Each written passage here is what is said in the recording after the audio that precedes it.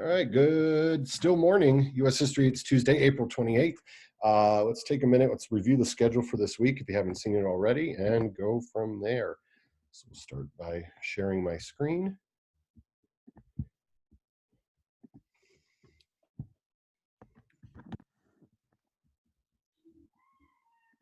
Perfect. So this is the third week of 4 weeks total we'll be spending on Unit 5, the 1990s to today.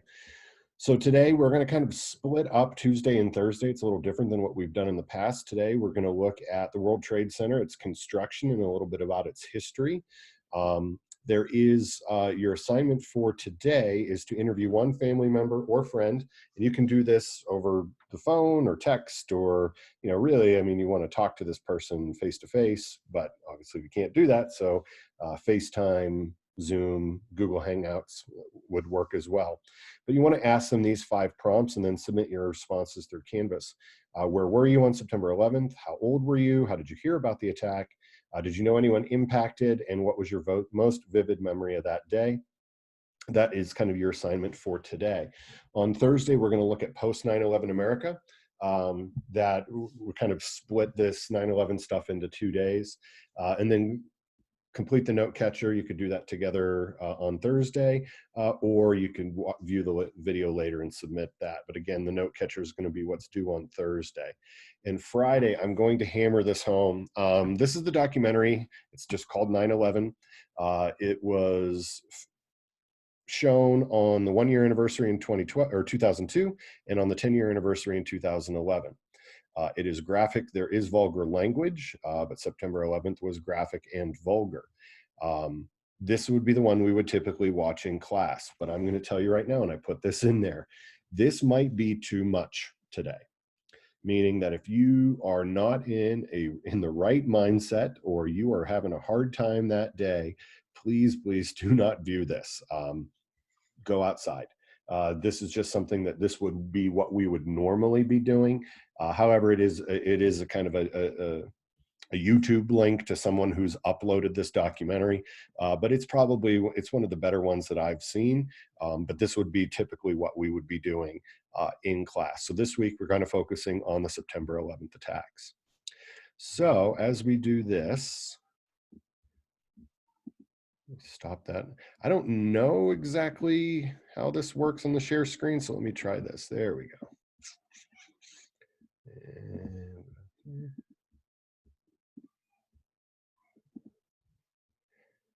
let's see here. Emma, give me a thumbs up if you can see my presentation. Perfect, cool. Just want to double check before I go. I forgot to start a recording this morning, and so it's going to be all weird. But anyway, today let's just first look at a little bit about the construction of the World Trade Center and its history, and we'll kind of get started. So construction on the World Trade Center began in August of 1968 and was completed 5 years later in 1973. One of the things we'll touch on is this was not the first time the World Trade Center was targeted in a terrorist attack, that there was a bombing that occurred in February of 1993. However, it was not as catastrophic as the September 11th attacks. 6 people were killed, thousands were injured, but it could have been a lot worse there in February of 93. So here are some photos there. What you can see are the north and south towers being constructed there almost simultaneously.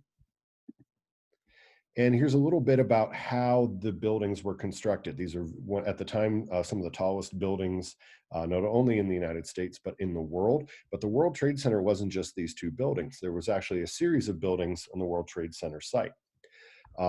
And what they were able to do is they built what's called a slurry wall. And the slurry wall is a mixture of rock and concrete that's 80 feet deep. And that's what they did to anchor both the North and South Tower. Because again, you're building at the southernmost point of the island of Manhattan to build a skyscraper on the uncertain ground, or the not necessarily the most structurally sound ground. They had to put in a concrete reinforcement.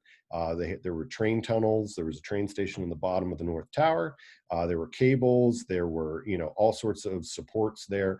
But this 80-foot slurry wall was really what was holding up the foundation of both the North and the South Tower. Here's an overhead schematic. This kind of looks like where the buildings were. So when we talk about the attacks, you're really talking about building 1 and building 2. But the World Trade Center consists of 7 different buildings. There was damage sustained to all of these buildings, but the World Trade Center 1 and 2, those are the tallest towers that you would see when you were talking about the World Trade Center. Here's a photo there, completed towers. You had radio, television antennas on the top there of the North Tower. So this guy right here, he's French. He's a professional high wire tightrope walker, and there is an incredible documentary called Man on Wire that documents he and his team illegally snuck to the top of the towers, connected a cable between the north and south towers, and he successfully walked across many times back and forth.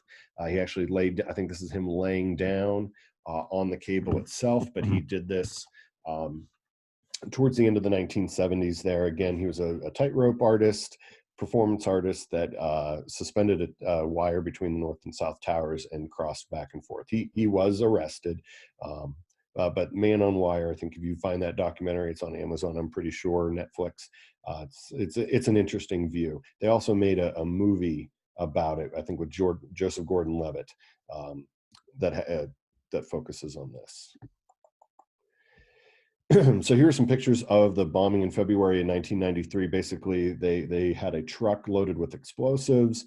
They pulled it into the underground parking garage below one of the towers where it was set off. Fortunately or unfortunately, most of the damage that was sustained was in these lower levels of the parking garage. Their intent was to bring down the towers by setting the bomb off in the parking garage.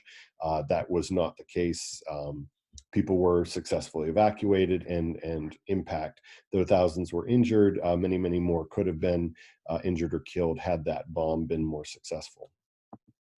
And here is a little bit more of the, again, grainy photos of inside that parking garage in February 1993. So now we actually get into the attacks on September 11th. And this would be, again, the time frame is not going to fit into a Zoom lecture, but you can start to really follow the timetable and the timeline there from the flights out of Boston, out of New York, out of Washington, D.C. But this is an image of the second plane. The first plane has already hit there in the tower. This is the image of the second plane seconds before impact. The reason we show you that documentary that I have linked on Friday is that's one of the only some of the only footage of the first plane hitting. They were it's a documentary crew that was following New York City firefighters during their first year.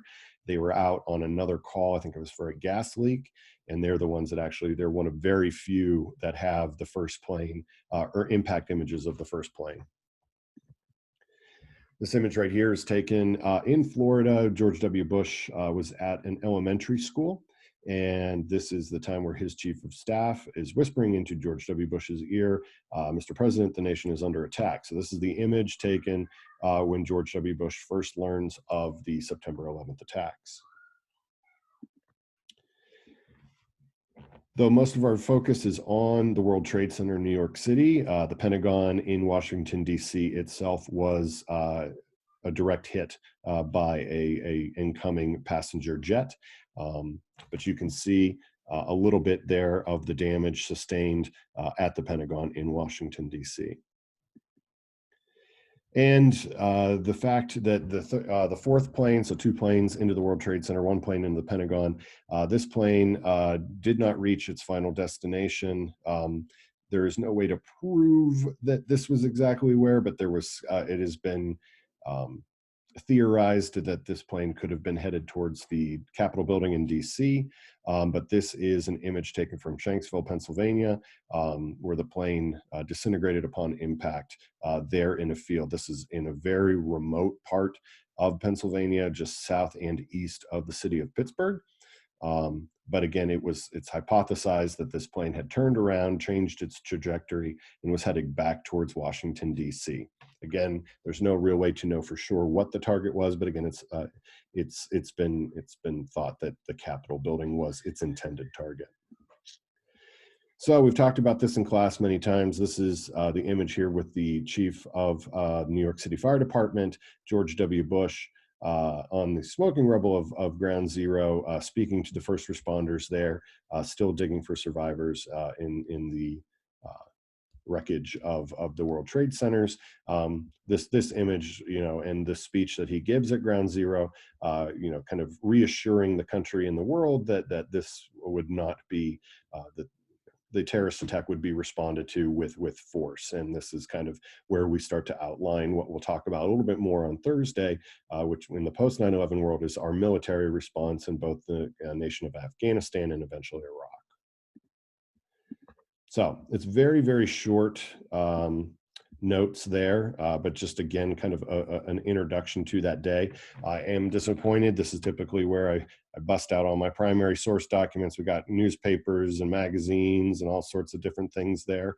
But, I would say, you can review a timeline there. Life magazine has an excellent resource available to you, but again, you want to humanize this, so reach out, talk to someone in your family friend, ask those 5 interview prompts, and then you can submit your responses there to Canvas.